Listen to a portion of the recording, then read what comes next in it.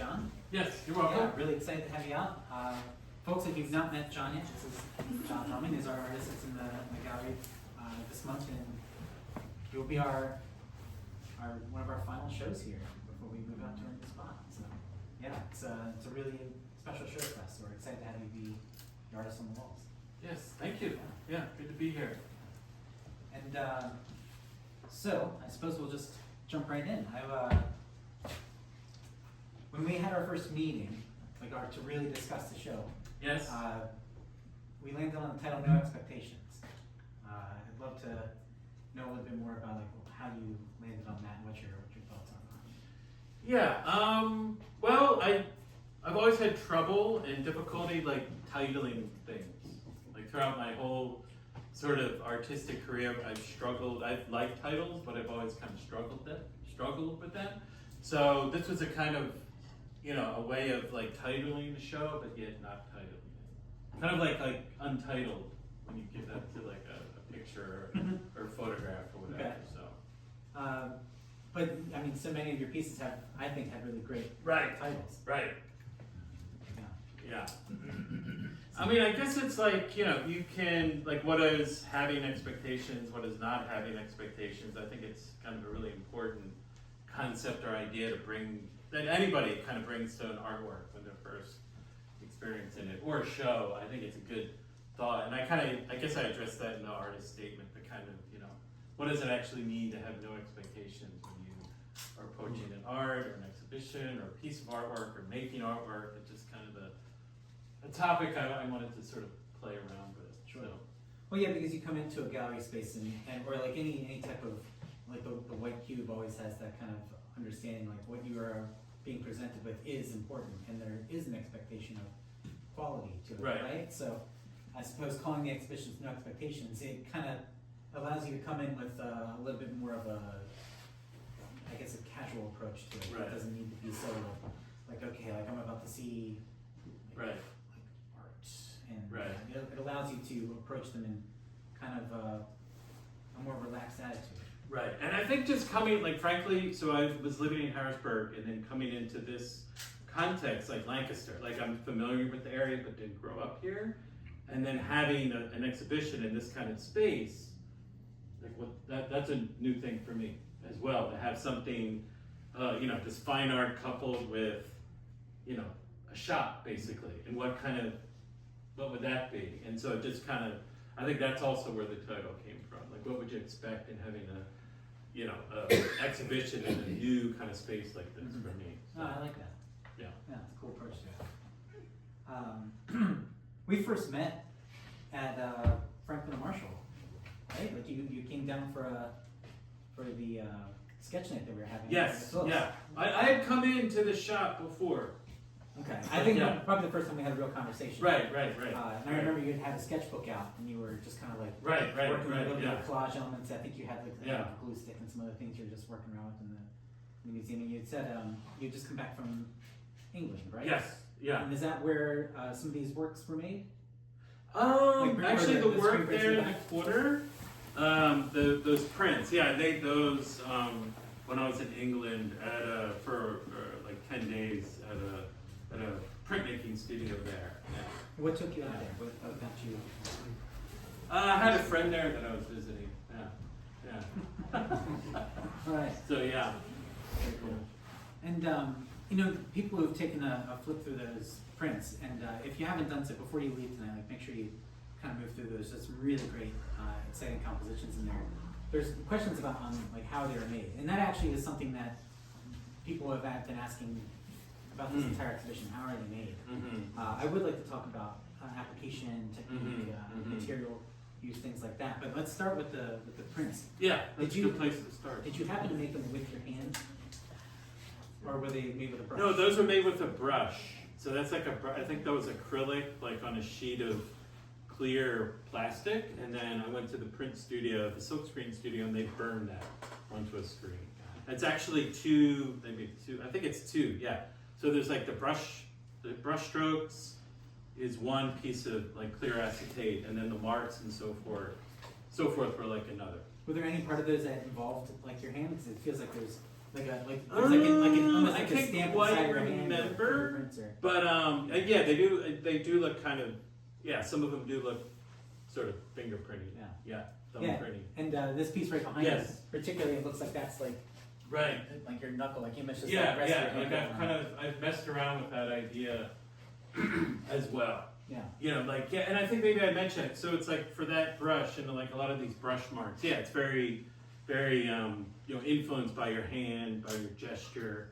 Some of them are like, well, we can get into it later, but some of like the jelly plate, when I use the jelly plate, it's actually wiping off material rather than like applying it. Right. Yeah. And that's also been another like a fascinating, I guess, way in that people have been taking a look at it. It's like understanding what a jelly plate is, and it's nice because we have this, right? So it's like, well, this is the thing. Like it's a flexi, rubbery pad that you can apply material on and remove from. But I mean, talk to us about that. Like, what are you using? Are you using old brushes? Are you using things that are just around you? Or Yeah. Okay. So the silk screen, that was just. I mean, it also kind of came out of that printmaking technique of using this jelly plate. So these are like mostly jelly plate work. Some of these also have collage elements, but it's just right over there, and it's basically monoprint. It has like a spongy texture to it, or spongy physical quality to it. So you don't need to run it through a press. So it's just basically putting the material, putting the paint or whatever on it, and taking a roller, rolling it, and then peeling it off. Sometimes you can get a ghost image from it, like that one there. The ghost image is on the right. The initial image is on the left there. So. But not much more past that, right? Nope, that's it. Yeah. And so it's super direct, super easy. I mean, monoprinting itself is easy, but this is even easier than monoprinting. And it's amazing how much just that little piece of jelly, whatever, can get so much detail. And with the majority of these being monoprints, do you prefer monoprint over like maybe a more standardized edition? It's different. I mean, it kind of ties back to my basic sensibility of being as direct as possible. But I mean, I do like other printmaking techniques. But there's something about the jelly plate that lets me work very quickly, very directly, very spontaneously, and then move on to something else. So it's very drawing-like in that way, very, and then they're each kind of unique, but then, you can revisit different themes as well and keep it moving, really flowing very nicely, very quickly. Yeah. Is there one of those kind of threads that you can take through each piece, or just talk about a theme? Like what kind of, is there not, like when I look at those 1, 2, 3, 4 in the middle, particularly using that kind of deep violet color, like I would, to me, as someone looking at it, I feel like, okay, these are part of the series. Do you look at them that way, or they just happen to be using similar colors but put together? Yeah. I mean, these here along that wall, they're all done at a similar time period. Yeah, they could be called a series. And a lot of those are also collage too. So some of them, it's using that ghost image next to each other, and some of them are different prints, but done at a similar time period. Yeah, a lot of folks through the gallery have commented on the hair. And like how you're putting things together. Is that That's a theme I've explored for quite a few years. A pair, a mirroring that goes on. Also, the jelly plate is very much about that mirroring sensibility as well. Cool.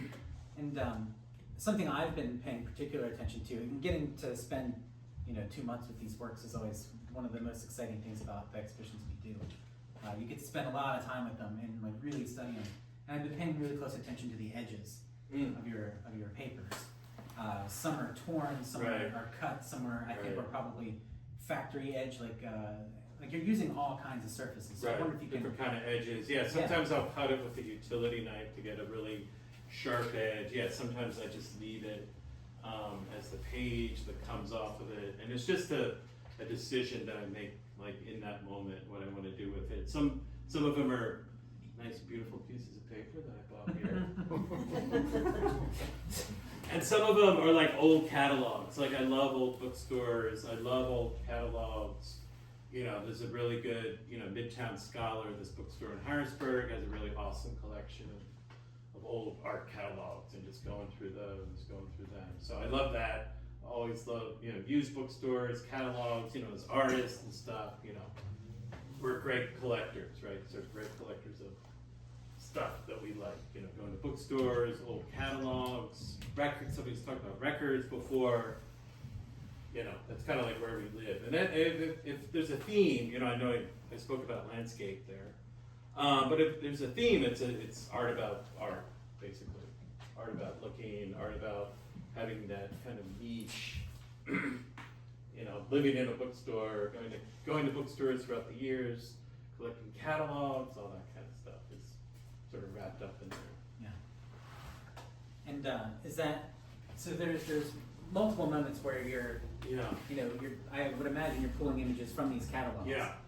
And using the imagery inside them as elements of your piece.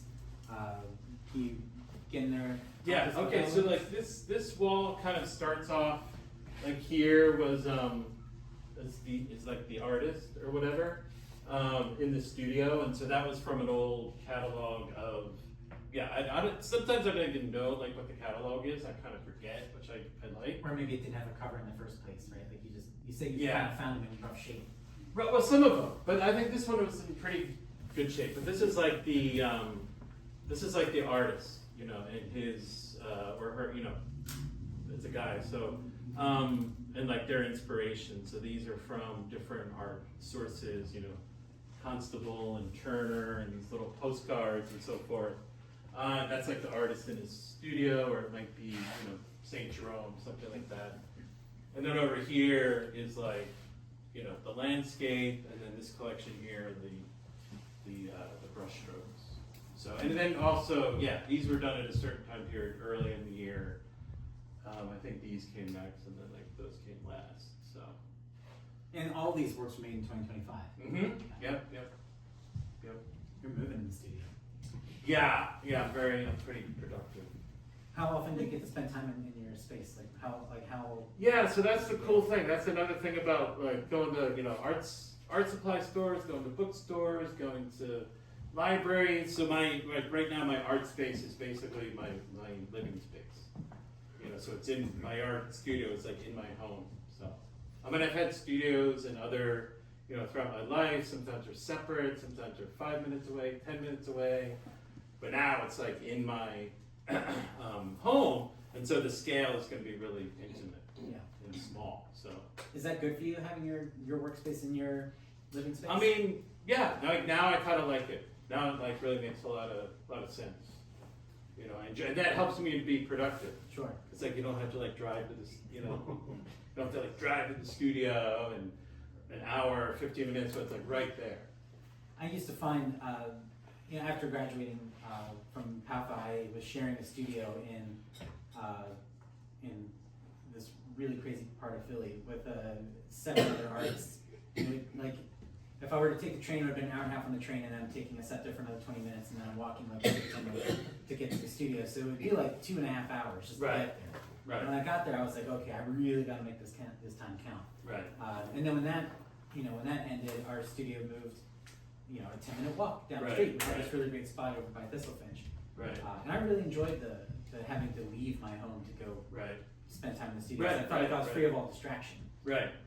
Now our studio is in the 3rd floor of our home, and when you Right. go up those steps, close the door behind you, it's super quiet up there. So you forget there's even a house below you.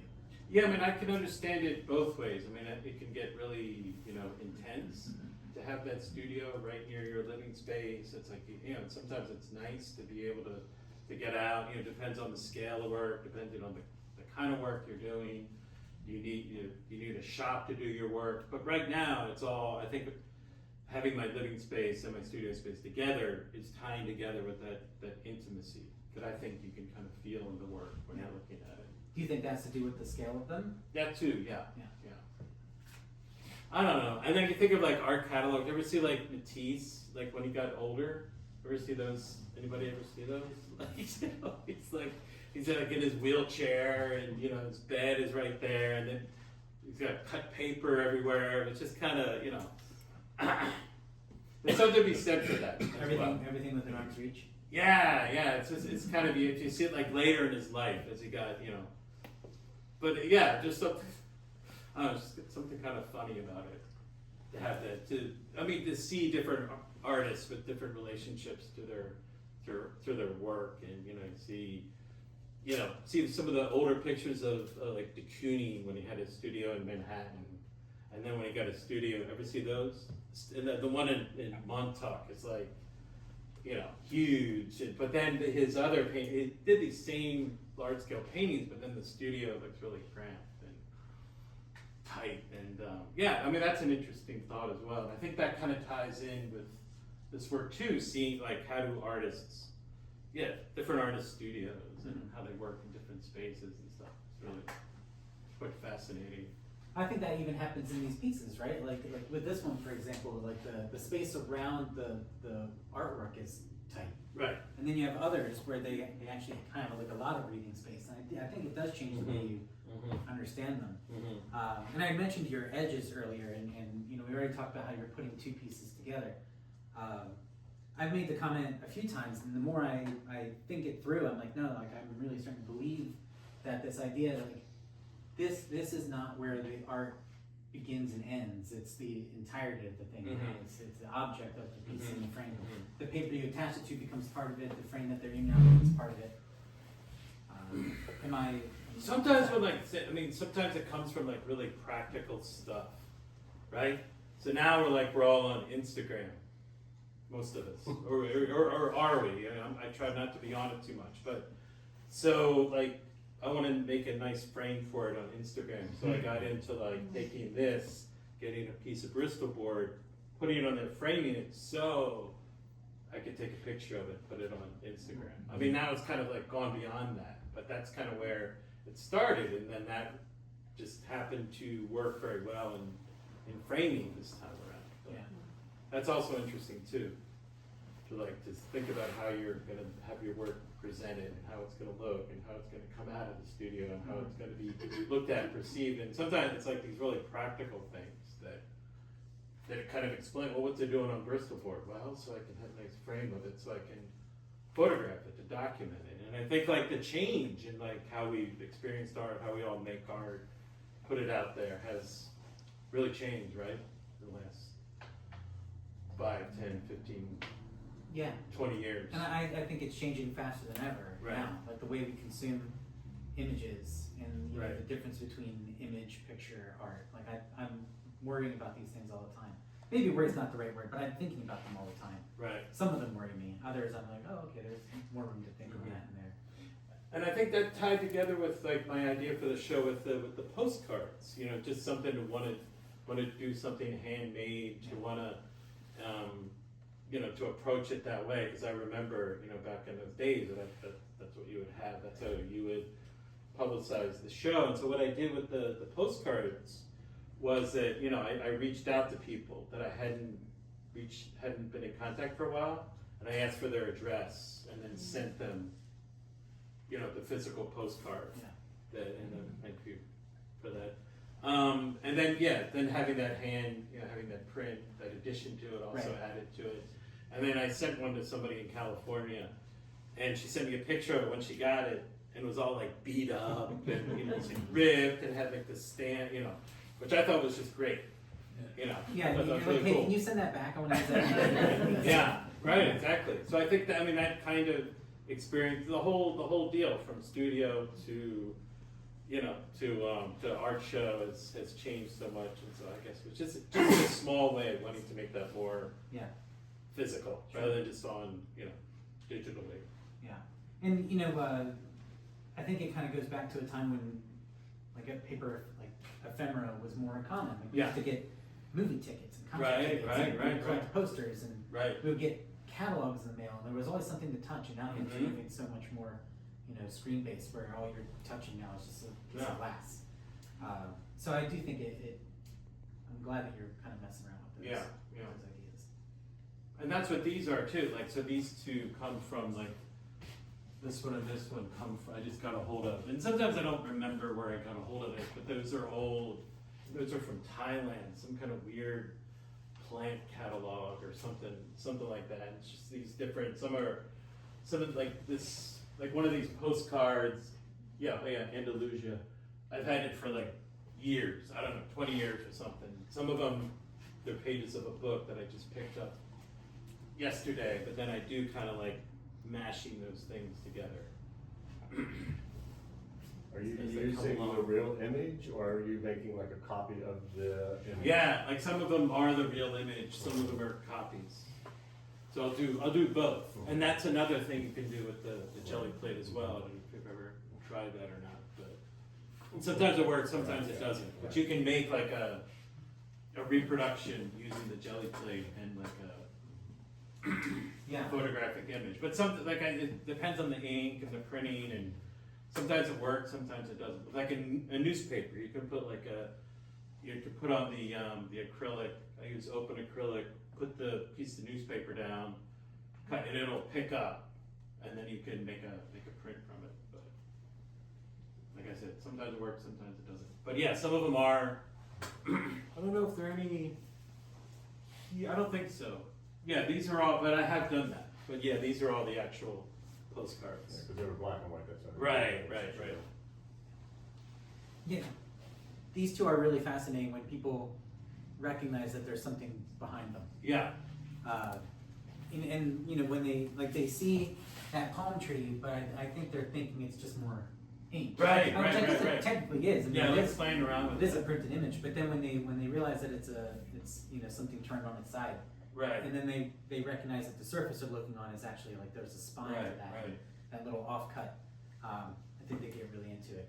Yeah, I like that disorientation, and sometimes I'll add little marks and little drawing elements there to highlight that. Like some of these things I view as like really subtle interventions rather than creations. You know, just altering the given image just a little bit, just enough. Like you could say that with this one, right? Where it's just got that single, what looks like a single pass of copper ink over a surface. Yeah, just to make it a little bit more noisy. Right, and so exactly. So I mean, I like that kind of that ambiguity between is it abstract, is it not abstract, is it an image, is it not an image, and just kind of treating all the images democratically, I guess. Like we were talking, right? We were talking about the other day, like how Rauschenberg approached it, you know, that kind of that's approach what I'm to thinking, like imagery. some of those great passages, I'm like, is that, passage of pain or the brush strokes? Yeah. And you walk up and it's some fragment of a photograph. So I like how you're handling all those, and mixing it up with them. I've said the same thing about this piece of the text. Right. You know, like it's not hard to read from the side, or like you'll catch people going like this and like trying to figure out what's going on. Right. I don't even. I truly don't have much of an interest in what the text says. Right. I read it as drawing. It's Right. mark. Yeah. It's mark making to me. It's a brushstroke. It's a design choice. And then you do kind of bring it back into text world when you flip the date around. The date is just kind of like slightly off. You just crunch it down. Like I'm like, oh, okay, no, that's I should read. And I like playing with that too. Like, so I have a date stamp that maybe not in all of these. Like sometimes I play with the date stamp. Sometimes I use it to offset the text. Sometimes I don't. But sometimes the text means stuff, and then sometimes it doesn't. So like so this is Constable, and then I had an experience where I went to a museum and they had these beautiful Constable paintings, and I've actually been to the Salisbury Cathedral there. So it's like sometimes it means things, sometimes it doesn't.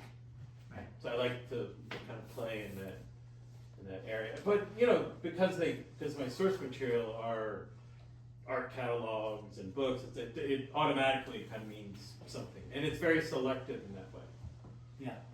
Yeah, and I suppose you could choose to bury that entirely just by adding more and more ink or more contrasting colors, just blow something out on it, or you could be really light with it and just pass over it. I mean, as far as that given source material, like for some reason the plant catalog from Thailand, that was okay to use, but something else, I mean, I don't know. It's like I might like Bob Dylan or whatever, but I wouldn't put that in a work of mine.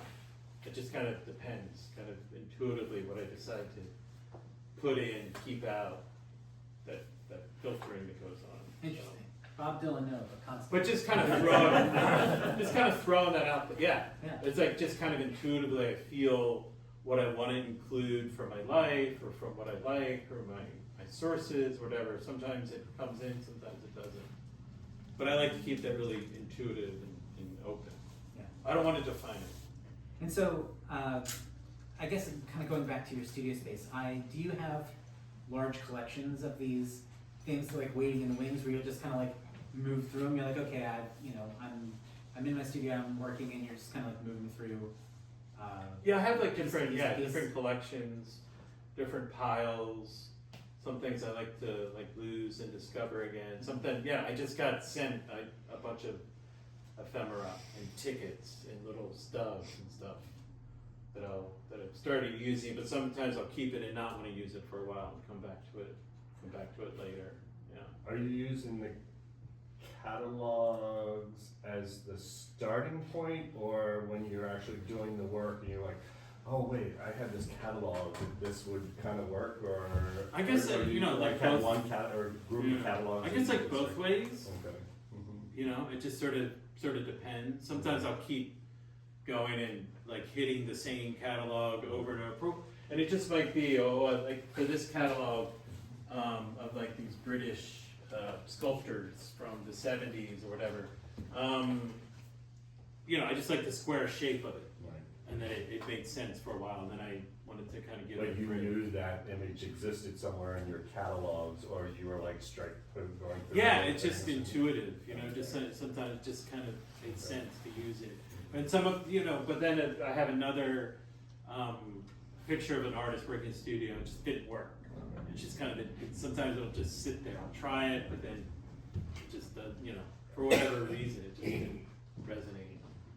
So John, where is that line for you? Because there's a number of these pieces where, it looks like there's just a spatter of a different color, or just like the edge isn't quite right, but it just kind of bends and flares out a little bit. Where is the line of like, oh no, that's great, or no, I would cut that off and remove it, kind of thing. Or like even this piece here, like it's got what I think is this beautiful tear up into it, and then that little bit of the other side of the cover, what I imagine is the cover. It's just, it's intuitive, I just don't like repeating myself too much. Like I have certain themes that I like to repeat, but as far as like compositionally goes, so sometimes it's like, oh, that's really cool, but for some reason I just don't want to repeat it again. So I just want it to be a one-off and then go on to the next thing. And some little tabs are acceptable, some are. Yeah. I can't help myself now though, like now that I've seen it this way, if that were gone, I feel like it'd be different. Yeah. Well, it would be different, obviously. It's not hard I don't to say. know, like some of them, when you work abstractly as well, or even, figuratively, like something, which, is this right side up or is this upside down? And then it's just, I don't know why. But and maybe other artists as well, it's just like, okay, this is right side up. And it just is, and you try it the other way, and it's, oh no, I don't like that, but you can't, I don't know. Yeah. Can you really explain why your aesthetic, what feels right to you, what doesn't feel right to you? Yeah, like this one, I can't explain why, but these are particular, I know they're abstract, right? But they just they could go anywhere, but for just my own intuitive sense and feeling, that has to be, that's right side up. To flip it around and No. it wouldn't work. I know, I'm with you. Yeah. And I don't know why that is. I don't know where that is in kind of in your brain, your mind, why it works that way. John, I think these two here, they feel more particularly. They're drawn. Like there's a lot of drawing. There is a lot of drawing, happening in them, and perhaps more than some of the others. And they're very illusionistic too. Yeah. Well, so go for it. I want to hear more about that because you took the word out of my mouth. Yeah, there's it looks like a wall. There's like this this line here is real, it's something that I sort of recognized in the early stage of that work, and then I added the pencil to kind of the highlight and kind of lay into it. But it's all just still the jelly plate. And any of these works could have wound up in that.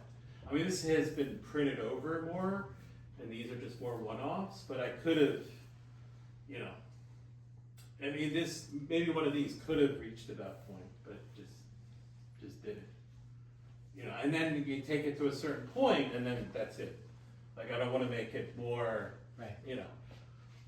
And that's the other thing, I don't like adding, like, having an image in a,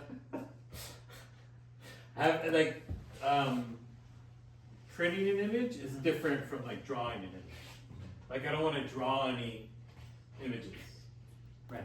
But I love, we were talking about it earlier today, I mean, I love life drawing, I love teaching life drawing, observational drawing, but doing it myself, no, I'm not gonna draw a face for my work. No, but you would use one when you come across it. That's my friend Brian there, and I made a picture of a guy playing a guitar, Cause I harassed him with that person. when we were in high school. But ever since then, no, I don't do that anymore. But no, I think that was, maybe that's like no expectations too, because I think like when you work in a certain way, in a certain style, realistically, it does. I mean, it has that like, maybe that's why I like abstract work so much. Because it doesn't have expectations to look a certain way, to look, you know, realistic or in proportion. I mean, I love all that stuff, Yeah. but I do think abstraction has an expectation of being conceptual. I think. Maybe that's just me putting my own thought on it, but you know, if you were to take we'll use this image. If you just take it by itself without any print over it, you look at it, you can really quickly tell what it is you're looking at. Or the same with this landscape. Like, right, we recognize trees, building, horizon, sky, land. We know all these things. right, And when you move into abstraction and those things get stripped away, and somebody walking into a space looking at something for the first time, maybe they don't feel like they don't have something to hold on to. right. So the only thing that they can hold on to is, well, this has to mean something that I'm just not okay. getting at the moment. So I mean, I don't know if you have a thought on that either, but no, I suppose we are in the. Well, I think people, maybe they just look at the formal aspects of it, oh, I like that color, or it's energy, or it's, you know, compositionally, maybe they respond to it in kind of a way as well. Yeah, and you know, truth be told, there have been a number of times, and being right across the street from an art college is kind of an interesting thing because we do get students that come down. Right. And you know, usually they're in here grabbing a couple things for class, but we do Right. have a number of them who really come and spend time with the exhibitions. And What's the response been? they've struggled with it, but in an interesting way. Not Right. not in a way of like, I don't get this, so I shut down and I'm out. Right, of it. right. It's too, and I think there's this really great thing happening now where students are starting to ask questions again, which is so exciting. But it's, you know, sometimes it could be easy to come into a space and feel intimidated by the work to the point where like, I don't get Right. this. And you just kind of like quietly slip out of the room and hope no one knows you're there. But now they're asking questions. And sometimes it's just as blunt as, I don't get this. Right, right. And we have a conversation. And usually Right. by the time that our conversation is ended, they feel more equipped to be able to look at this type of work and then interact with it. And then they're like, oh. So they might take a couple of the things we talked about in a piece down here and apply it to what they're seeing down there. And they feel like they're able to get into it deeper. And then they usually end up leaving with an opinion that is different than the one they came in with, which I think is exciting. Yeah, and I mean, that's happened a lot with this exhibition. And I do believe that really deep abstraction, like strong abstraction, elicits a really particular response from people. And there's going to be the folk who get it, who come down and like, you know, who like live for this kind of stuff. Like they, like if that wasn't there, this piece would be broken. Like they're that invested in it and that passionate about it. And those people are here for quite a long time. Come and see it 2, 3, 4 times. And then there are others who are like, oh, okay, so it's kind of Right. But either way, I think a lot of people who come down to see the show spend real time with it, which is really exciting. But yeah, Do you think having it, did they compare it to like other past exhibits that have been here? that actually See happens it. quite a lot for people Right. who come in to us regularly and see a lot of our exhibitions. Right. I would say 9 times out of 10 the thing that they say is I've not seen something like this in here before. Oh, okay. Which is, I mean, to me that's a big compliment for us as well. It's Mhm. like we're Mhm. making exhibitions that are, you come You down. had and see Mike's something work different. in here. Yeah, Mike and I. I mean, had a that's show kind of, together. Yeah. right. I mean, it's kind of, that was abstract. And it was a year ago. 1 year ago. Yeah. Yeah. So what were people's, responses to that, the students and so forth? Because I think some of Mike's work is more, more minimal, more abstract, more challenging perhaps. Yeah. Yeah, they were, with Mike, your work in particular, they would spend a long time Yeah. arguing with themselves over if it was the same color or if it wasn't the same. Oh, okay, all right. Uh, So that's something to like latch yeah. on to. Yeah. Yes, and then, that same Right. exhibition were paired with mine, and mine were all heavy, really dark Right, right. pieces because they're all exploring the variations on black.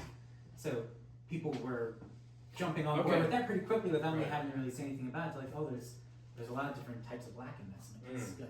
Mhm. So, Well, I think there's a kind of, sometimes people respond to abstraction when they see it's kind of like, they can appreciate the craft of it. If it has a certain kind of meticulousness. yeah. Or, this took, and I know it's very basic, but it's very true. Like, if it looks like it took a long time to make. People can come in like, oh wow, this took, I could tell, I mean, maybe I don't understand it conceptually, maybe I don't fully get it, but if they look at something that's abstract, the work, oh wow, it must have taken a long time, and it must be such hard work to do. But my work, I kind of like that it looks slapdash. That's what I like about it. Yeah. I like the casualness of the work. Right, right. The brush stroke, you just put it down, you let it there, Right. you see what you get, but I also feel the compositions are very taut, Right, I don't right. feel like they come out of the painter's world for me, Right. and they make sense to me as paintings, Right. Were we talking about the other day in the Philadelphia Art Museum? I think we were when I went there, and this kind of ties in. When talking about kids, we're talking about people experiencing artwork. I remember being like young, going with my dad, or taking me to, it's back there on the way here, taking me to the Philadelphia Art Museum, and I would go there. For some reason, I was, even as a young little kid, when I go there, I would just like accept it. I don't know why, Yeah. but like I never would go there and be like, oh, I don't. But I would go there and just be like, oh, it's in the Philadelphia Art Museum. It must be art. Right. And I was very open and very, Well, that's the atmosphere you're in, Yeah. dictating how you should approach it, right? yeah. Yeah, very much. the And same. so I don't remember the artist. I wish I remember it was the artist's name, but maybe people who have seen it. It was like it's like one strip of like plaster shaved off. Yeah. Do you know which one? Oh, Have yeah, you seen that one? Yeah. Yeah. Yeah, so it was like one sheet, somebody had taken like a spatula and just went like one straight line down a wall, and then the pile of stripped off plaster was there at the, sitting there. And I remember seeing that, and it really made a strong impression on me. Yeah. Like, I don't know why, but and then I was just very open to it. I just accepted it, Mhm. and it was like, oh, well, it's in here, and there's a reason for it, and then, I was in junior high, I didn't get it, I didn't understand it, but, I don't know, and I think that's kind of a difference between maybe, I think like a lot of artists are just sort of like that. Yeah. Being very open to things, but not even sure why you're open to them. Mhm. Yeah, I totally agree with that. There was But it would be interesting to hear, to talk to the students and to hear what they're. someone actually. about So that someone approach. compared your works to a house of cards, where it stays together until inevitably it will Mhm. fall. But when it's together, it's really gorgeous.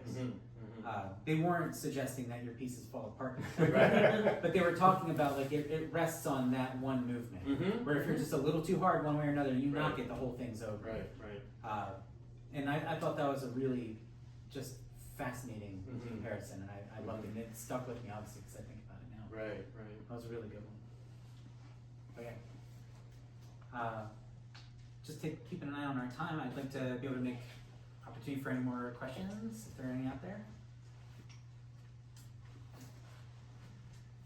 I was wondering if you could talk more about your sensibility. You've mentioned direct, intuitive, and then no expectations. But yeah, what do you find yourself as you're preparing to create? I mean, what is your sensibility like? Yeah, a lot of times it'll start. I mean, I have a general idea, but then it'll start with like material.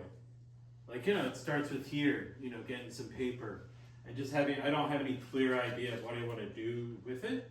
But it'll start, I'll get some paper, or I'll get some ink, I'll get some, some, or I feel like using the jelly plate, and then I don't have like a real clear idea of what I want to do. Then I'll have it, paper kind of sits there, and then I'll see something or feel something, and then want to, kind of go from there with it. So yeah, it's a lot of it is really material based, or picking up a postcard or picking up a catalog. Yeah. Starts there a lot of the time. Or what would it look like if I put, these two colors together? Or what would it look like if I put these two gestures together? Are there any that don't work out for you? Yes. Yeah. Do Do they ever find their way back into other pieces? No, I throw a lot of stuff away. Wow. Yeah. Okay. Yeah, if it pisses me off, and I just it didn't work, and then I don't want to see it anymore. I'll just throw it away. But, we were talking about Stephen Barris over dinner. He has an annual bonfire where That's a where good he idea. burns pieces he can't stand looking Yeah. And And I think as you ice. kind of figure that out, then maybe you start throwing less stuff away. You just kind of start, and you just can't quite explain it, but it just sort of works. I find myself not being convinced by my work sometimes, and I'm like, I'm not sure about you yet. And it'll kind of exist over on the side for a while. I'll look at it later. I'm like, I'm still not. I'm not there with you yet. And then I'll be working on another piece, and I'll just, I got it. Then I'll go over and pick that up. And sometimes they do find their way back in, or I'll do something in one that makes me want to go back to that other one and work more on top of it. Yeah. But I tried very hard to not throw my work away. There's scraps. There's casualties of the studio where things oh man, I made a wrong cut, and I'm like, well, okay, that one's actually pretty strong. I mean, yeah, some stuff stays. Some that kind of sits around for a while and then gets. But there again, these practical things come into it too. If you had just limited amount of space, you can't afford to keep a lot of stuff around. But maybe if you had a bunch of space, then you could, and that would change maybe your practice as well. That's when you start looking at how much a rental garage is. Right. Yeah. Storage space. Yeah, right. So it's all like this stuff that as artists we're always dealing with. Where do I put where do I put work? Where do I store old work? How long do I keep old work? If I got rid of the What do I do mattress, with I it? could stack up a couple more canvases. Yeah, Put right. more than that. Exactly. I certainly have a question. So I've seen your evolution of size, and you've had some very large artwork in the past. Yeah. So remember my show at Tyler, my BFA show, Yeah. right? I mean, enormous. Big paint, big old oil paintings, yeah. But you made it seem like you are forced to this size because of your living experience. Do you feel it's restricting you, or do you feel like you're happy with where you're like, I like this size? Yeah. I'm happy. Yeah, I'm happy with it. Yeah. Someday I might work larger again, but yeah, at this current time, I do like the intimacy that the smaller scale creates for myself and for the viewer too. Yeah. I see a lot more John in these little ones than I've seen in big ones. Okay. It's interesting. Well, there's nowhere for them to hide them, right? Yeah, exactly. No, it's like that bottom one. There's a version of that throughout your entire painting career. Which one? That one.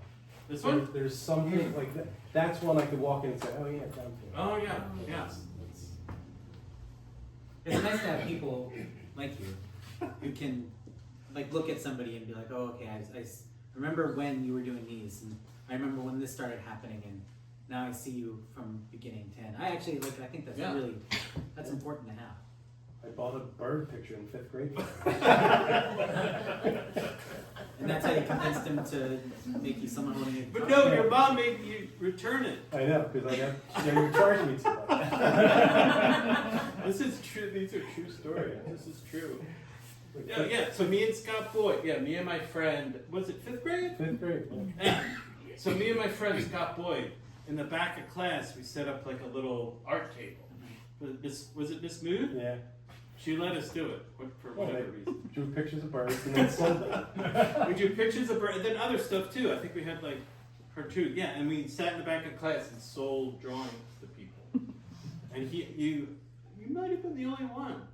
I've always been a fan. Hey, You remember how much it was? 50 cents. and that was too much?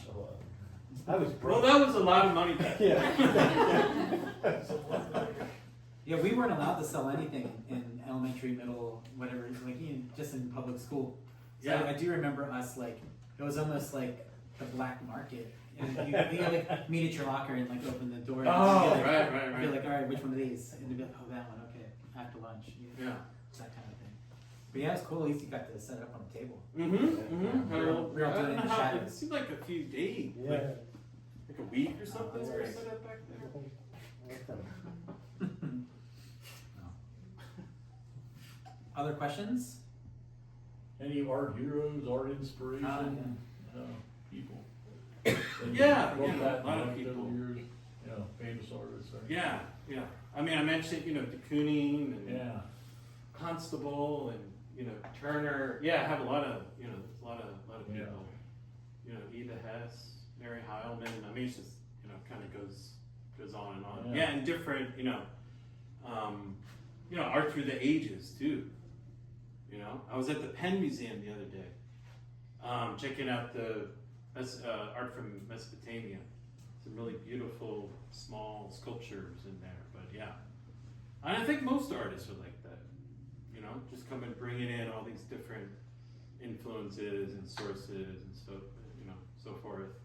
And it doesn't matter how they work, Right. right? Yeah. Yeah, I love Bouguereau paintings, but I'm never ever going to be able to make one. They're absolutely stunning. Mm. But yeah, I think about him while I'm painting sometimes. Yeah. And I'm like, oh man, yeah. And then there's niche people, I like Joseph Cornell, Gunther Ford, Tony Delap, different people at different times, like looking at photography and, and film as well. Really like compositions, people who have to, compose things different ways. People who have to deal with, I've done sculpture, but, that idea that, that picture plane, is really, I saw your art book collection, so I You did, got yeah, a little yeah. insight, and I see all that, and, Yeah, and, yeah. a lot of those influences. Right. But yeah, this idea, and how do you deal with a picture plane? And you can deal with that, in printmaking and painting, and drawing, but it's like, it's a little bit different, depending on what medium you're dealing with. But it's always there, sometimes it can be very flat. You can introduce it like, your work, picture plane, it's just, like one very slight color change from another, and it becomes something totally different. It does create that, that illusion. I sometimes am very aware of the frame of my glasses, and I think of what if just the inside of this was a picture plane, and everything I'm looking at just fits inside that composition. And then I suppose it's not hard to do that. Take the glasses off, you can only see so much. It's like Right. whatever's in your peripheral also becomes part of your picture plane. Right. And how do you compose that? What do you do with the fringes? What do you do with the things that are focused? That's a huge concept, and it usually gives me I was like, okay, I'm gonna go down a spiral here. But Right. I like contemplating those things as I'm working or as I'm walking or Right. yeah. Speaking of glasses, and that ties back to that original print making. Oh, right yes. there. Yeah, with the 3D glasses look effect. Yes. Yeah, they're great. Certainly take a moment and leaf through those because there's some really great additions in there. But, Well, John, I want to thank you All so right, much yeah, for thank you. giving Yeah. us your time, and it was. I thought this was an amazing conversation. It burned by so fast. Like, I can't believe it's been Yeah. close to an hour already. But yeah, thank you. This is a. I said Yeah, in the you're beginning, but it's a really special exhibition for us to have in this space. And Yeah, thanks Yeah. for hosting it, and thanks for everybody yeah. for coming out. But yeah, so let's some refreshments up front. We'll spend a little bit of time hanging out, ask questions, talk to us, and amongst yourselves, and have a good time. Thank you all very much. Thank you. Thank you.